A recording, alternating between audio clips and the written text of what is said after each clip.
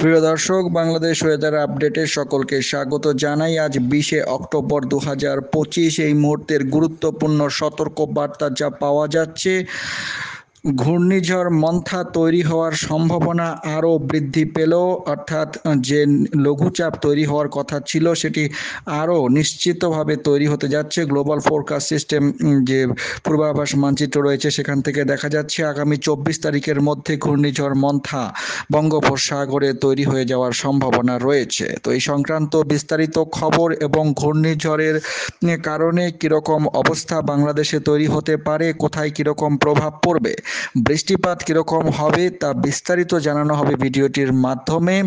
এবং আগামী 24 ঘন্টা থেকে শুরু করে আগামী কয়েকদিন বৃষ্টিপাতের পরিস্থিতি কেমন থাকবে সারা দেশ জুড়ে তা জানানো হবে। তাই সকলেই ভিডিওটি শেষ পর্যন্ত দেখতে থাকুন এবং আপনি কোথা থেকে দেখছেন তা অবশ্যই কমেন্টের মাধ্যমে জানান। এবং আপনি চ্যানেলে নতুন হলে অবশ্যই চ্যানেলটিকে সাবস্ক্রাইব করে রেখে দিন প্রতিদিন নিয়মিত এরকম খবর পাওয়ার জন্য। এবং গুরুত্বপূর্ণ খবর সকলকে শেয়ার করে জানিয়ে দিন। তো এই মুহূর্তে প্রিয় দর্শক, যা দেখা যাচ্ছে, আজ 20শে অক্টোবর বঙ্গোপসাগরে লঘুচাপ তৈরি হওয়ার প্রক্রিয়া শুরু হয়ে গেছে এবং আগামীকাল 21 তারিখের মধ্যে একটি ঘূর্ণাবর্ত বঙ্গোপসাগরের মধ্য বঙ্গোপসাগরে অবস্থান করছে। গ্লোবাল ফোরকাস্ট সিস্টেম যে পূর্বাভাস মানচিত্র রয়েছে সেই মতবাদ অনুযায়ী। এবং 22শে অক্টোবরের মধ্যে একটি সুস্পষ্ট লঘুচাপ তৈরি হয়ে যাবে এবং 23শে অক্টোবরের মধ্যে দেখা যাচ্ছে এটি গভীর নিম্নচাপে রূপান্তরিত হয়ে ভারতীয় উপকূলের দিকে অগ্রসর হতে থাকবে, অন্ধ্রপ্রদেশ তামিলনাড়ু উপকূলের দিকে। এবং 24 তারিখে এর শক্তি মারাত্মকভাবে বৃদ্ধি পাওয়ার সম্ভাবনা রয়েছে এবং শক্তিশালী ঘূর্ণিঝড় মন্থায় রূপান্তরিত হয়ে যাওয়ার সম্ভাবনা রয়েছে। 24 তারিখে দেখা যাচ্ছে এর কেন্দ্রীয় চাপ 985 HP এর কাছাকাছি পৌঁছে যাবে, অর্থাৎ এটি একটি দ্বিতীয় পর্যায়ের ঘূর্ণিঝড়ে রূপান্তরিত হতে পারে। তার পরবর্তী সময়ে 25 তারিখ, 26 তারিখ, 27 তারিখের দিকে যদি দেখা যায় তাহলে এটি কিন্তু এর প্রভাব আরও বৃদ্ধি পাবে এবং ধীরে ধীরে এটি উত্তর বঙ্গোপসাগরের দিকে অগ্রসর হতে থাকবে। যদিও এর শক্তি কমে যাবে, তবে এর কারণে প্রচুর পরিমাণে গভীর সঞ্চারণশীল মেঘমালা বাংলাদেশের দিকে ছুটে আসবে এবং এই কারণে বৃষ্টিপাত ও ঝোড়ো হওয়ার প্রবল সম্ভাবনা থাকবে। 26 তারিখে দেখা যাচ্ছে এর প্রভাবে সারা দেশ জুড়ে ঝোড়ো হাওয়া বয়ে যাওয়ার সম্ভাবনা রয়েছে এবং 27 তারিখ, 28 তারিখের পর থেকে কিন্তু এর প্রভাব মারাত্মকভাবে দেশের ওপরে এসে পড়বে বলে মনে করা হচ্ছে। 25, 26, 27, 28 তারিখের পরে এর কারণে প্রচুর পরিমাণে গভীর সঞ্চারণশীল মেঘমালা দেশের মধ্যে প্রবেশ করবে বঙ্গোপসাগর থেকে এসে এবং সেই জন্য বৃষ্টিপাত মারাত্মকভাবে হতে পারে। তো বৃষ্টিপাত কীরকম প্রভাব পড়বে সেটাও আমরা দেখে নেব এবং বিস্তারিত আমরা ECMWF ওয়েদার মডেল থেকেও দেখে নেব। 26 তারিখ, 27 তারিখের পর থেকে দেখা যাচ্ছে উপকূলবর্তী বিভাগগুলিতে, বিশেষ করে চট্টগ্রাম, বরিশাল, খুলনা বিভাগে কিন্তু মারাত্মক প্রভাব পড়বে। 27, 28 তারিখ পর্যন্ত দেখা যাচ্ছে সারা দেশ জুড়ে প্রচুর পরিমাণে মেঘমালা প্রবেশ করার কারণে ভারী থেকে অতি প্রবল বৃষ্টিপাত হওয়ার সম্ভাবনা রয়েছে। ECMWF যে পূর্বাভাস মানচিত্র রয়েছে সেই মত অনুযায়ী বৃষ্টিপাতের অবস্থা 26 তারিখের পর থেকে কিন্তু উত্তর দিকের বিভাগগুলিতে মারাত্মকভাবে বৃদ্ধি পাওয়ার সম্ভাবনা রয়েছে। 24 তারিখেই চট্টগ্রাম বিভাগে মাঝারি থেকে ভারী বর্ষণ হওয়ার সম্ভাবনা রয়েছে এই লঘুচাপের কারণে। এবং 25, 26 তারিখের পর থেকে লঘুচাপটি ভারতীয় স্থলভাগে প্রবেশ করার পর বাংলাদেশের দিকে অগ্রসর হয়ে রংপুর বিভাগ, ময়মনসিংহ বিভাগ, রাজশাহী বিভাগে প্রচুর বৃষ্টিপাত ঘটানোর সম্ভাবনা রয়েছে। আমরা পরপর যদি 24 তারিখ থেকে অ্যানিমেশনটা দেখি তাহলে দেখা যাচ্ছে 25 তারিখে ECMWF মতবাদ অনুযায়ী 25 তারিখে এটি ভারতীয় স্থলভাগে ঢুকে যাবে, তবে এর গতিপথ পরিবর্তন হবে। গতিপথ পরিবর্তন হয়ে এটি দেখা যাচ্ছে বিহারের দিকে অগ্রসর হতে থাকবে এবং উত্তরপ্রদেশের দিকে অগ্রসর হয়ে হিমালয় পর্বতে ধাক্কা খেয়ে এটি পুনরায় রংপুর বিভাগের দিকে অগ্রসর হতে পারে এবং 26 তারিখে দেখা যাচ্ছে এর প্রভাব সরাসরি রংপুর বিভাগে পড়ছে। 26 তারিখ মোটামুটি সকাল থেকেই এর প্রভাব কিন্তু উত্তর দিকের বিভাগগুলিতে থাকবে। 26 তারিখ সকাল 8টার পর থেকে দেখা যাচ্ছে রংপুর বিভাগে মাঝারি থেকে প্রবল বৃষ্টিপাত হওয়ার একটা সম্ভাবনা রয়েছে।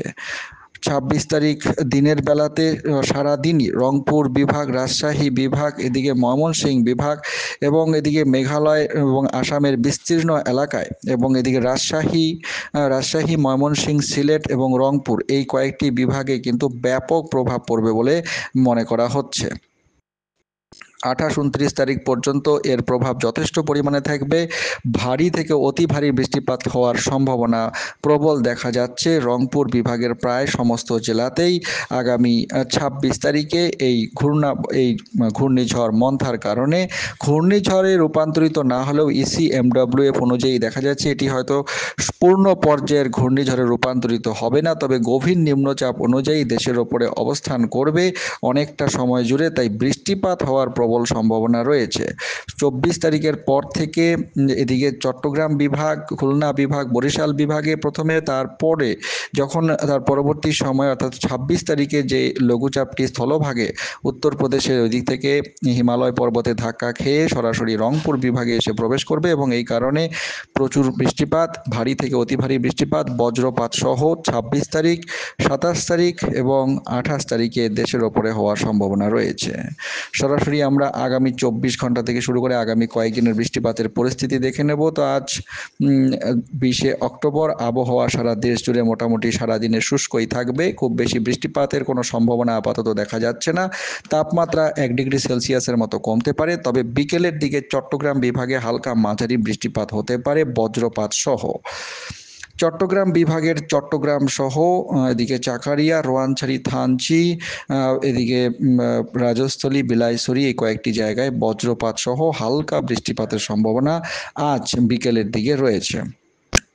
রাতের দিকে আবহাওয়া শুষ্কই থাকবে। আগামীকাল 21 অক্টোবর মোটামুটি আবহাওয়া সারাদিন শুষ্কই দেখা যাচ্ছে। 22 তারিখে চট্টগ্রাম বিভাগে হালকা বৃষ্টিপাত মহেশখালী, টেকনাফের দিকে হতে পারে, তবে ভারী বৃষ্টির সম্ভাবনা 22 তারিখে দেখা যাচ্ছে না। 24 তারিখে চট্টগ্রাম বিভাগে বৃষ্টিপাত হওয়ার সম্ভাবনা রয়েছে এবং মাঝারি থেকে ভারী বর্ষণের সম্ভাবনা 24 তারিখে দেখা যাচ্ছে। দক্ষিণ দিকের অংশগুলিতে মহেশখালী, টেকনাফ, চাকারিয়া, রোয়াংছড়ি, থানচি এবং এদিকে বরিশাল ও খুলনা বিভাগের মেহেরপুর এবং তার আশেপাশে কোটচাঁদপুর, দামোহদা এই সমস্ত জায়গায় আগামী 24 তারিখে, মগুরা, ফরিদপুর, বালিয়াকান্দি, মুকসুদপুর এই সমস্ত জায়গায় মাঝারি থেকে ভারী বর্ষণ হওয়ার একটা সম্ভাবনা দেখা যাচ্ছে এই ঘূর্ণাবর্ত বা নিম্নচাপের কারণে। 24 তারিখ রাতের দিকে চট্টগ্রাম বিভাগের চেঙ্গি, সাজেক, লাংডু, খাগড়াছড়ি, বিলাইছড়ি, দীঘিনালা এবং এদিকে ত্রিপুরার বিস্তীর্ণ একটা অংশে মাঝারি বৃষ্টিপাতের সম্ভাবনা থাকছে ঘূর্ণাবর্তের কারণে 24 তারিখে। 24 তারিখ রাতের দিকেও চট্টগ্রাম বিভাগে ফটিকছড়ি উপজেলার আশেপাশে এবং সিলেটে সামান্য বৃষ্টিপাত হতে পারে।